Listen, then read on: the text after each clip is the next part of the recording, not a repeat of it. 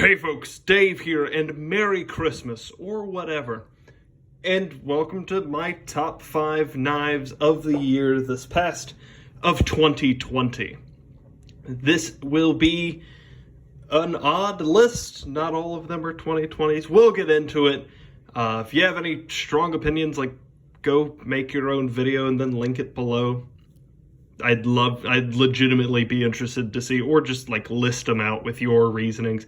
I'd legitimately love to see what your best knives of the year, or gear, or whatever. I haven't had as many pins this year as in years past, so this will be primarily knives. Honorable mention will be a knife that absolutely is not a 2020, but is new for me. This is the Tops Cut 4.0. Something that I picked up shortly before quarantining, and, well, I've got some woods right behind my house, so this was a fun one to play with. Perfect time in my life. The happiest I have ever been and will ever have time to be again.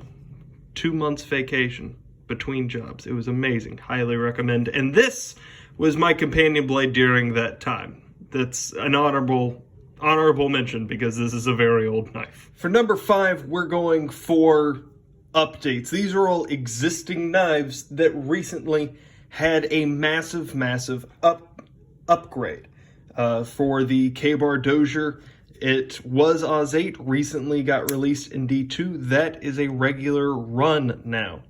The CRKT Minimalist, the Cleaver version, was recently released in D2. I'm very excited for when the Drop Point or Warncliffe, or, one of the practical blades, gets their release in D2. That'll be awesome. Here is the Kaiser Sheepdog, a very old knife, but this is the Blade HQ exclusive with the micarta handles.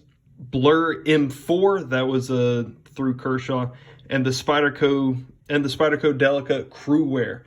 These two are not normal runs, the rest of them are. But with the Delica specifically, I love M4. Anything in M4 makes me happy. But with the Delica specifically, they did it right. They released a Delica with a blacked out blade, showing that they are capable of going halfway or 1/3 of the... No, there's blacked out and with a better improved steel. So it is 2/3 the way to a better, more improved knife. Now, if we can just put an Emerson hook on that thing, imagine the possibilities. But as improvements to existing knives, this is, and there are 1,000 others that I'm less familiar with, but these are the ones that most specifically impacted my life directly. That's number 5. I told you this list was going to be mostly cheating, and that doesn't stop now. My number 4 are blade style variants, specifically here on the PM2. This, the Tanto version was also released. I didn't get my hands on the first drop, but this is the Emerson hook variant, which will always be a plus in my book, as well as the 940, Benchmade 940 here as the 9400 as a push button automatic. The 940 is much too thin for me to be able to use it as a thumbstud opener knife. But I can appreciate that it is a good knife. You put a button on that, suddenly it becomes useful to me. So my number 4 is blade style and locking mechanisms, because they took 2 knives that I love and made me like them more. It vastly improved them. Good for y'all. My number 3 spot is an actual knife this time. This is a CRKT Razorcliff, and this is my very most favoritist CRKT knife because it's so darn good. I did a review on this one, and it's it's an interesting blade style. It's done well and competently. Action, the bearings are all excellent. Deep carry clip. Visually interesting. This is a knife that CRKT has made in the past and did terrible things to. I don't really have a whole lot of respect for CRKT's prior attempts at this blade design. But with this one, they really put down a competent shot at it. and I think it came off really well. This is kind of my dedicated box opener. This is one of my knives that gets the most use because it sits there in the corner of my desk waiting for me to peel my next orange. It's excellent. It's, again, one of my most used knives, and one of the things that brought CRKT forward in my mind. Number 3 spot, CRKT Razorcliff. My number 2 spot might be cheating a little bit because hot dog, is this a recent acquisition? The Gerber Sedulo. But this is, again, similar to the CRKT. This is a knife that brought Gerber forward in my mind. This is not my first Gerber this year that really did kind of show me their better side as a company, that the Empower is a little bit older. I think that's a year or two old.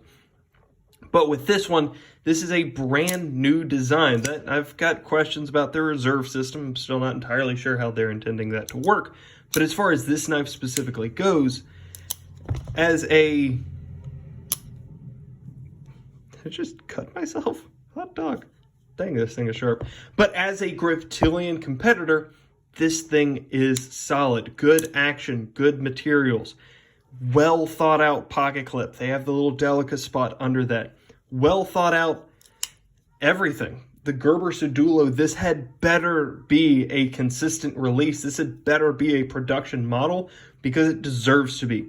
Gerber, this is legitimately the best thing that you are currently making. There is nothing that you have made in years that is better than this.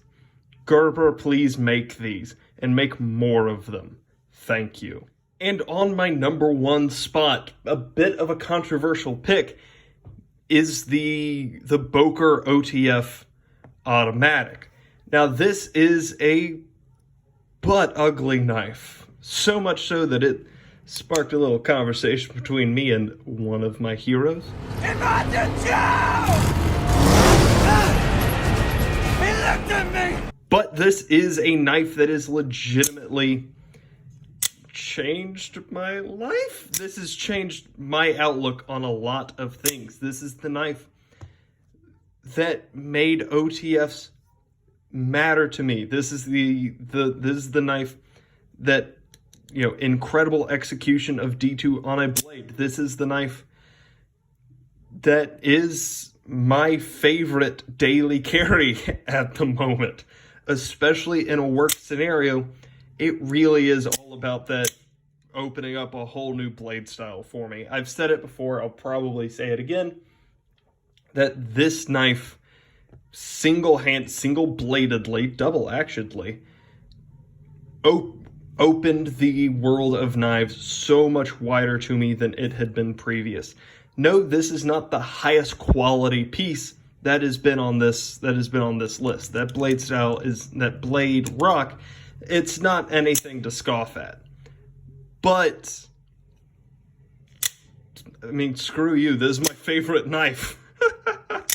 This is legitimately one of my favorite knives in the world because just that action is it's so good. It's so good. It's so useful. It's so well made in the ways that they very easily could have skimped and done a crap job, and they didn't. My number 1 spot, my very favorite knife of 2020 is the Boker Kalashnikov OTF. If you've got any questions, comments, concerns, or suggestions, or again, if you want to let me know what your list is down below, I would absolutely encourage you to do that. I'd love to see what your thoughts are. And other than that, y'all have a great day. Bye.